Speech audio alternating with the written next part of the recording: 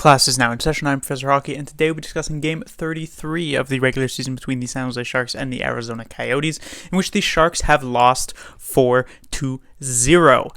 Another rough one here against the Coyotes. This was kind of a painful game to watch because the first period, it starts off in favor of the Arizona Coyotes. The first few minutes kind of was something where the Arizona Coyotes were picking up where they left off after the previous game. The first few minutes of that one until the Sharks earned their one power play of the game, and then things started to go a bit more in favor of the San Jose Sharks as they piled on a good bunch of shots on net.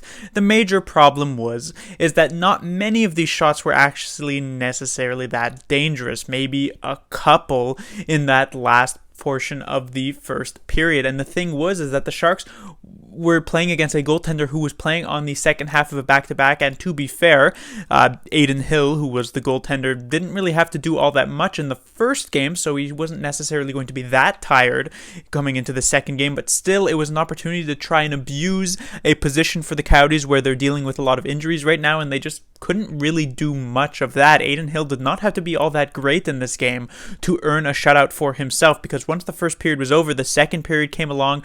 Neither team were getting too many shots off, but while the Sharks' few shots were not particularly impactful, the Coyotes' few shots resulted in a couple of dangerous opportunities and a couple of goals at that. Keller and Kessel would make it 2-0 Coyotes, and that would be the score at the end of 40 minutes.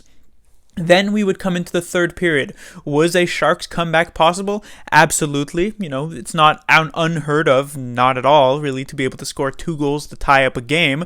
But the third period did not go well, just to put it lightly. The first few minutes, it was Rudolph Balcers taking a tripping penalty, and that would start a parade to the box for the San Jose Sharks that would last over half of the third period. Balcers would walk out of the box, and a minute later, Curtis Gabriel, who came back into the lineup here tonight, would head into the box for a 5-minute major, which I'll talk about a bit later. As the major was about to expire with about a few seconds left, Radim Shemek would head to the box for a delay of game penalty.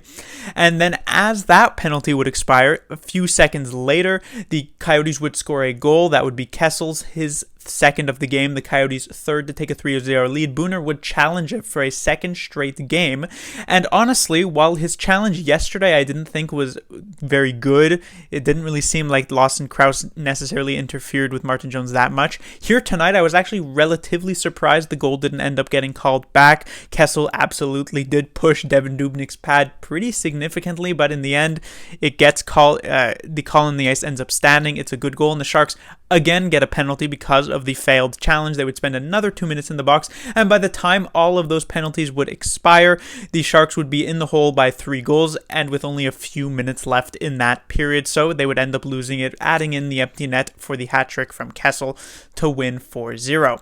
First thing to talk about would be Devin Dubnik, who came into the nets here tonight, not a surprise, in the second half of the back-to-back, and Dubnik honestly wasn't that bad. I do think he maybe could have had the Clayton Keller goal. I feel like he could have committed a bit more to the shooter on this 2-on-1, but then the Phil Kessel one was a really tough shot with a big screen in front from the Coyotes, and then of course he gets interfered with somewhat on this second Kessel goal, and then the third Kessel goal was an empty netter. So I really don't think, Dubnik wasn't a world beater here for the San Jose Sharks tonight. It wasn't like a crazy performance from Dubnik that went to waste because the Sharks couldn't score a goal, but it also wasn't necessarily all that bad. I will say, though, it was not enough to probably earn the spot away from Martin Jones, who will likely get the start on Monday.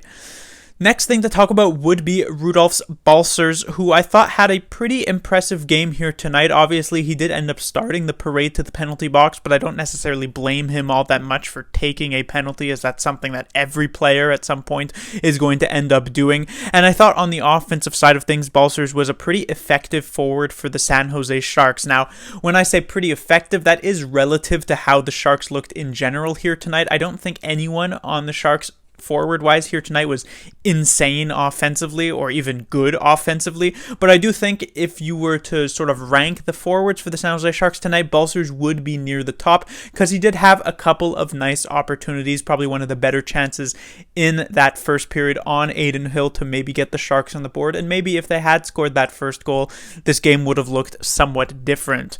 So I've really been liking the line that Balcers has been, I wouldn't say leading, but been a part of in these past few games. Prior to this game, it was Gabriel and Sorensen for a couple one. Here tonight, it was Gabriel and Leonard, and that you could very well say was the Sharks' most effective line here tonight. So it's a younger line, but we'll see if it manages to stick together because it could have a bit of promise. Next, I'll be talking about the Sharks' power plays. Now, the reason I say power plays is not because I'm necessarily talking about the unit as a whole or how they look when they're on the power play, because I rarely see it, so how could I really evaluate it? I'm more so talking about the fact that the Sharks are not getting many power plays in the past few games. The league average usually floats around 3 or so power plays per game, maybe slightly higher than that, 3.1, 3.2 power plays per game.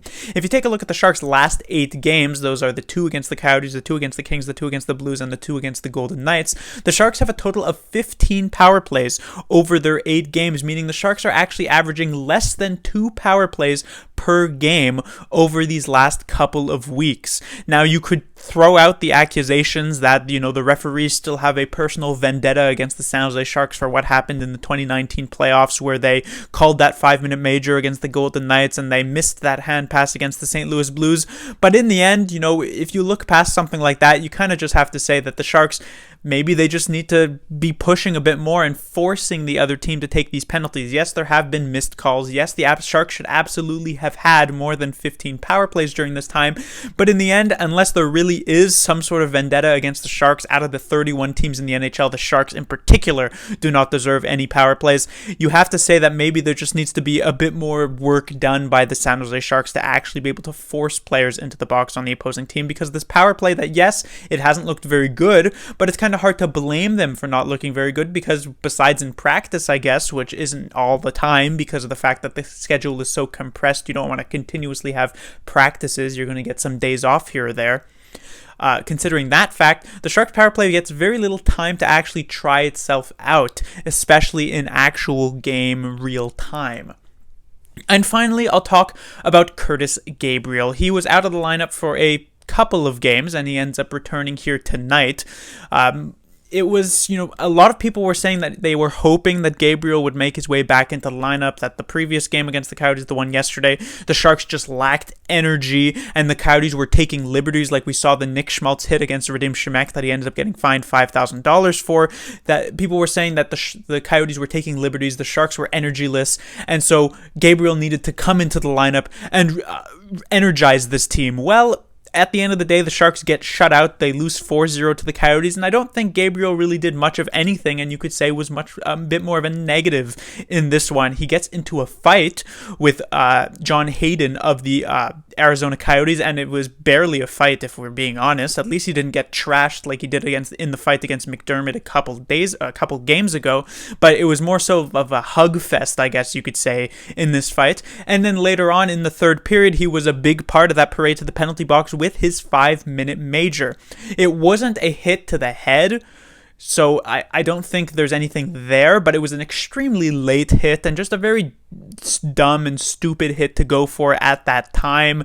And I don't even necessarily disagree with the call that this ends up being kept a major. Will he get suspended? Maybe, just because it's Curtis Gabriel against a star like Oliver Ekman-Larsson. It's possible he gets a couple games thrown at him.